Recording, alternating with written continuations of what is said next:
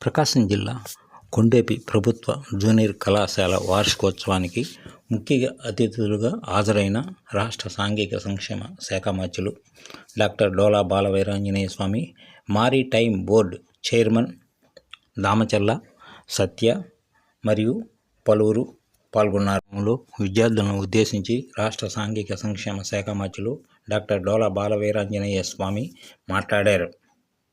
ఏ సబ్జెక్ట్లో అయినా డాలర్స్ గమనించి ఈ 20 days అనేది మోర్ దెన్ ఎనఫ్.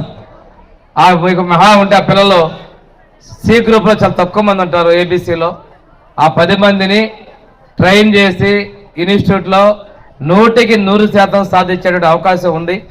ఈ లెక్చరర్స్ అందరికి కూడా నేను చెప్తా ఉన్నాను, దయచేసి స్పెషల్ తీసుకోండి, టైం తీసుకోండి. ఆ కన్సర్న్ ఒక్కొక్క గ్రూప్లో ఎంతమంది ఉంటారో అందరినీ కూడా ఇంత దాకా వచ్చి ఫెయిల్ అయిన తర్వాత మళ్ళీ 1 yearలో ఫెయిల్ అయిపోతే 1 monthలో ఆడపిల్లలకైతే పెళ్ళిళ్ళు చేయటం, మగపిల్లలనైతే వేరే పనులు పంపి జరుగుతుంది. అలాంటి పరిస్థితి రాకుండా వాళ్ళ భవిష్యత్తుని చక్కగా ఉంచాల్సిన బాధ్యత లెక్చర్స్ మీద ఉంది.